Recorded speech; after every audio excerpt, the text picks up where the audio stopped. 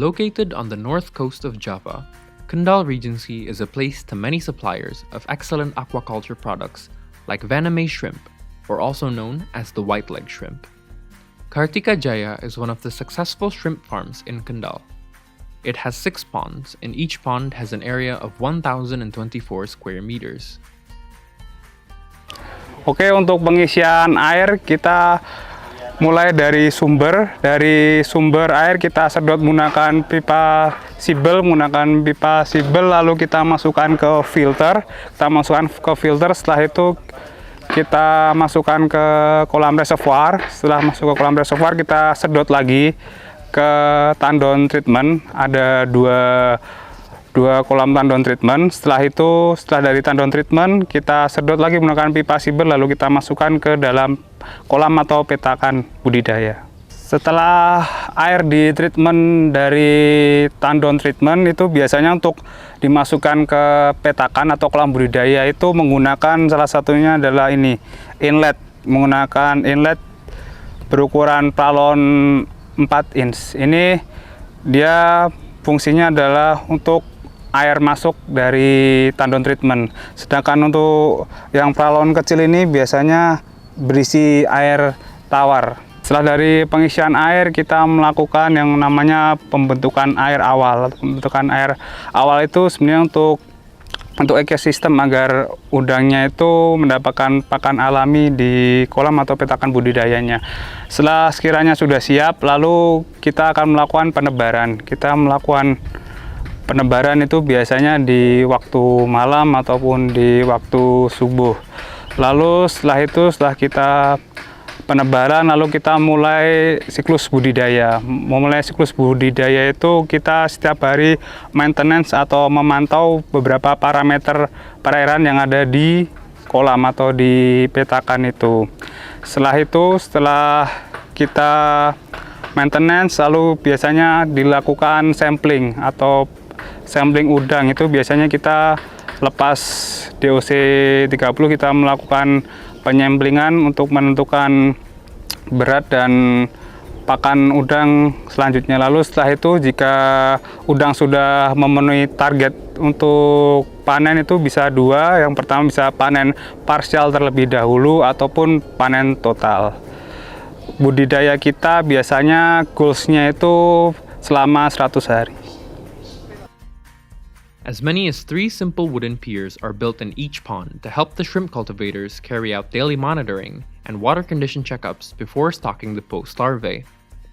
The daily monitoring is done by measuring the water condition using parameters including temperature, turbidity, pH level, water level, and salinity. Oke, untuk pengambilan parameter kita biasanya menggunakan botol yang diisi. Lalu botol kita ambil ke bawah, lalu kita isi ke cawan atau gelas, lalu kita ukur menggunakan pH meter untuk mengetahui pH-nya. Lalu setelah itu untuk mengetahui kecerahan, kita menggunakan alat yang bernama SC-SOBA untuk mengetahui kecerahan di setiap petakannya. Itu biasanya kita masukkan saja sampai dia warna yang ada di SC-SOBA atau lingkaran ini samar-samar.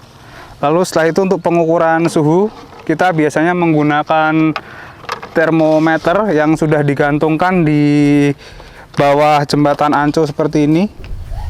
Tinggal kita lihat untuk mengetahui suhu airnya. The water is usually more transparent in the morning than in the afternoon. In the midday, the turbidity is at the highest level, as indicated by the Secchi disk closer to the surface.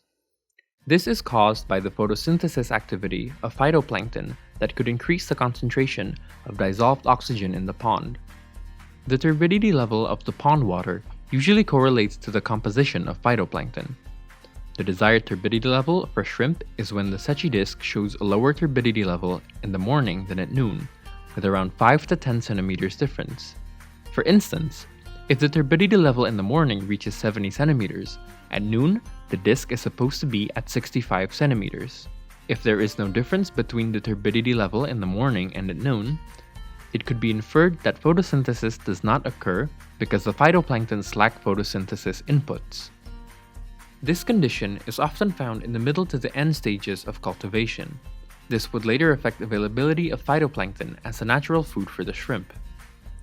As a consequence, the cultivators have to provide the photosynthesis sources for the phytoplankton by pouring dolomite and fertilizer. Also, the increased turbidity level can be caused by organic residue suspended in the bottom of the pond. Apart from the turbidity level, the measurement of water level is also crucial in the process of stocking preparation. The ideal water level for stocking is at 100 centimeters high and 120 centimeters in the first month. The water level for the following months can be adjusted according to the needs of each pond. Each pond has 4 water turbines that perform 3 functions.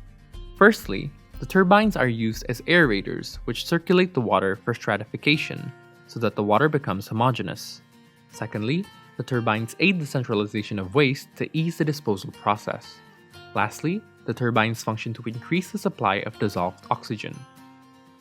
After the standard requirements for the pond have been met, the post larvae is ready to be released. 8-day-old post larvae is commonly chosen for stocking, although the 10-day to 12-day post larvae are better options. Then, the cultivators would rinse their body with a potassium permanganate solution before dipping into the pond for releasing the post larvae. It is carried out at night or before dusk. The plastic bags containing post larvae are submerged into the pond, and the cultivators would let them still for about 45 minutes or until dew appears on the bags. To keep the bags stay on the edge and not toss around, a pipe is used to gather them. This acclimation step helps the post larvae to adapt to the temperature of the pond water. Next, the post larvae is poured into the hapa to see if the post larvae is sick or dead to determine the survival rate in the following day. The cultivation process requires careful maintenance not only in the stocking step but also until the wastewater management. The liquid waste or effluent it produces also needs attention so that it will not disturb the ecology. Berikut ini adalah IPAL atau tempat pembuangan air terakhir. Biasanya di IPAL ini kita ada pemberian bandeng sebagai biosecurity. Kalau bandengnya itu masih hidup, itu berarti untuk dilepaskan keluar itu berarti mengindikasikan airnya itu tidak tercemar atau masih tergolong baik. Untuk hamanya sendiri, di sini ada burung dengan kita memberikan tindakan preventifnya itu penggunaan PSD. Ini biasanya kita tarik talinya ke ujung-ujung, sama hama selanjutnya itu biasanya adalah wideng. Dengan wideng kita tindakan preventifnya itu menggunakan ini pembuatan pagar dari waring yang juga di bawahnya kita tutup menggunakan plastik HDPE agar tidak jebol dari capit wideng itu.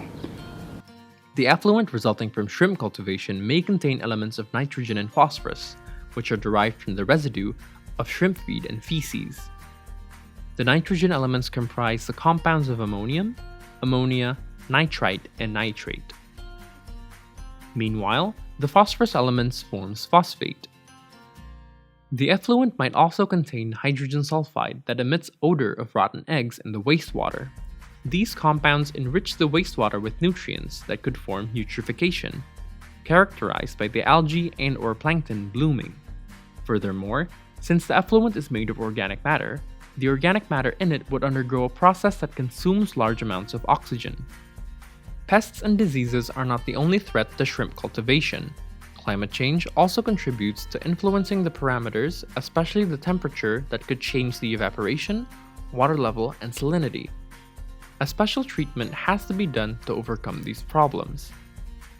Not only causing extreme water and rise of seawater, climate change also poses another obstacle for cultivators with the inevitable coastal floods that it might cause. The flood carries dirt, causing contamination and impurity to the pond water. There has not been a feasible preventive solution to keep the ponds from the floods. However, the cultivators avoid severe damage by being sensitive and keeping an eye on the natural signs of the disaster so that they could restock their clean water provisions beforehand.